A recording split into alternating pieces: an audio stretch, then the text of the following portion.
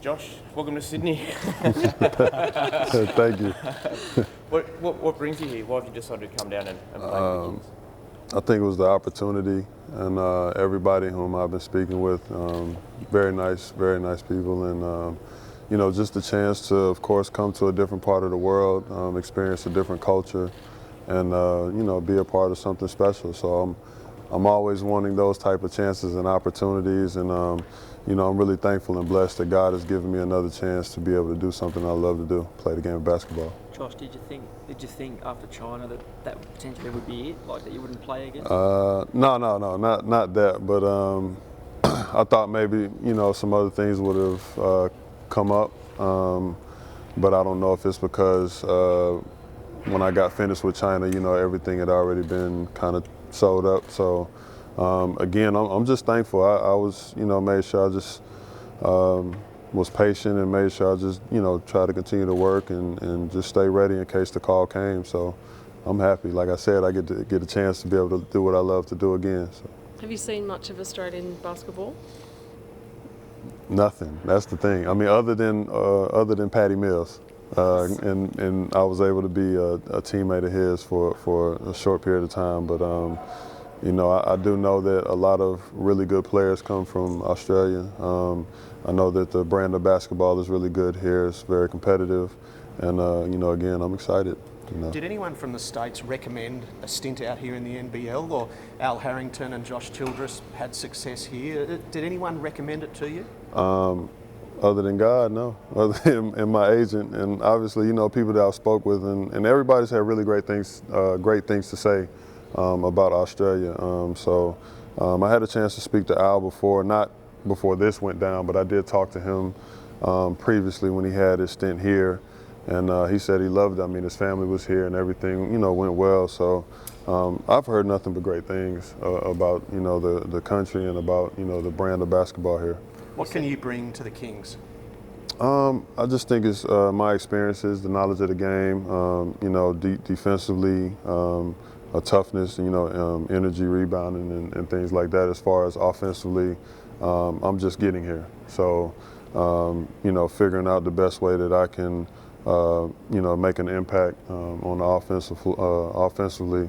But the things that I can't control right now is just making sure I do what I have to do on the defensive end and go from there. You said that you've only heard good things about Australia. Mm-hmm. What were those things, and which one sold it to you? Everybody, the first thing they say is it's very beautiful, and the people are very nice, and it's just a dope city, to be in and to be a part of. I mean, for me, I'm so easygoing, and just understanding the opportunity here.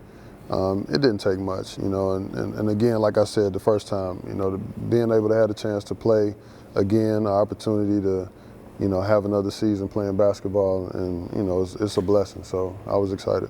Just away from the court. Obviously, you're saying you've heard great things about Australia. Is there anything you plan on doing aside from playing basketball, but things that you'd like to do? You're not getting me in trouble. Why not? I'm open. I'm pretty laid back. I like going to the movies, restaurants, things like that. But I mean, if I'm able to catch a concert, maybe, I don't know who might be coming, or go watch another sporting event or something like that, I'm open. So I want to see what Sydney has to offer. So I'm excited. Josh, Sydney's colours are purple and gold. It's something you're familiar with. Can you tell us a bit about your experiences with the Lakers? Obviously, extremely important 2 years of my life, not because of the championships, but I think because of the learning experiences, playing underneath, Phil Jackson and that coaching staff, and being able to play alongside guys like Derek Fisher, Paul Gasol, Kobe Bryant, Lamar Odom. I mean, everybody, 1 through 15. It was an amazing 2 years, and I learned a lot as a basketball player, and I grew as a man as well. What's the biggest lesson you learned out of playing alongside someone like Kobe? Anything is possible, and the types of games that we were in and just certain situations, I mean, we just had a never give up attitude, and we felt like at any given night we could beat anybody, no matter what the situation was or circumstance. So just understanding that, we are in control of that, and we're not worried about outside energies or sources or anything like that. We just do what we have to do, and everything else will take care of itself. What about his close to Kobe? Yes. I haven't spoken to him in a while, but our relationship, I mean, if I seen him right now, is still like family. You know, obviously he's, starting his career, life after basketball and doing things that he has to do with him and his family. But I have been able to touch base with him, and I'm close with some people that are part of his camp, so we talk often. But, I'm happy for him. He had a hell of a career, obviously, and I'm just excited to see what more he's going to bring to the table, now as a business person. What's it like being a part of that and winning 2 championship rings as well?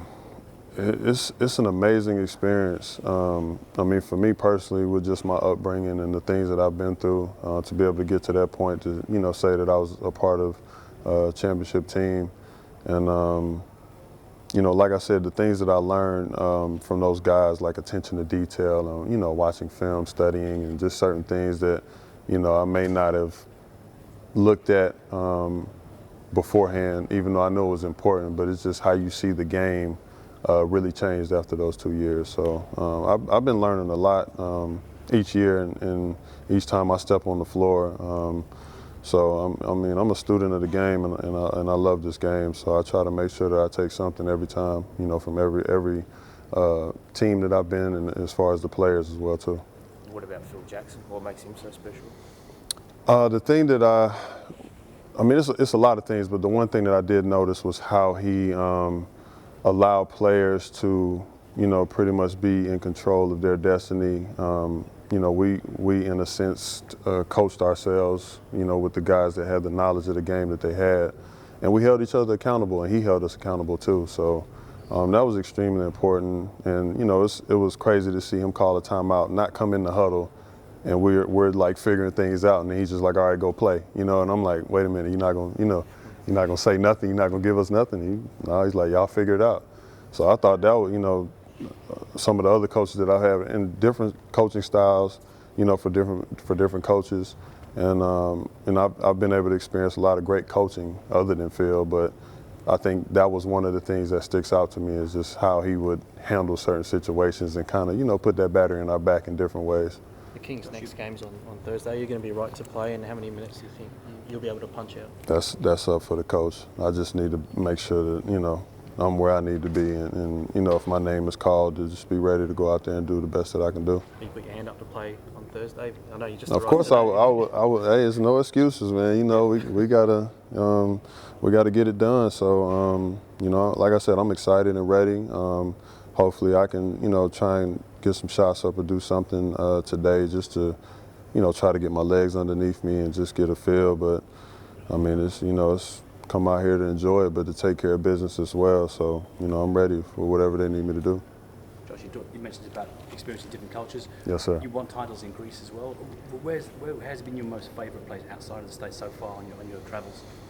Obviously, Greece was one of those places. Just being able to experience that culture and winning EuroLeague championship and that brand of basketball was amazing. I've also enjoyed Puerto Rico, China, and some other countries as well. I mean, it's just from each different situation, I've been able to gain so many great memories and things that I've enjoyed about each one of those.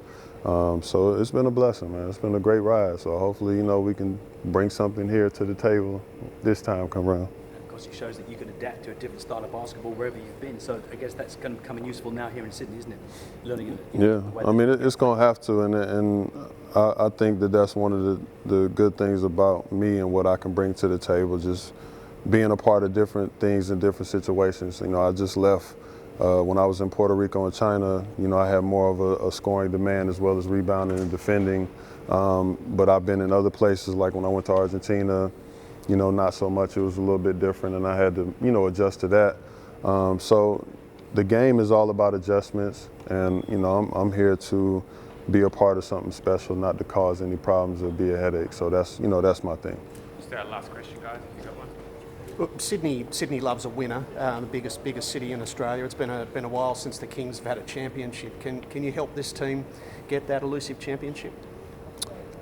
I mean, that is the plan. you know, to strive for greatness. And if I said anything differently, I would think that it's time for me to go home. So I guess that's the best way to look at it. You know, I want to come here. I want to be a part of something special. I've been a winner my whole career. I've been a winner my whole life. Just things that I've had to deal with and overcome.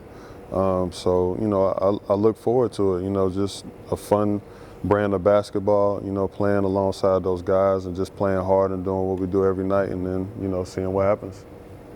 Thanks, guys. Thank you. Hopefully it is- Some good media training, right? Thank you.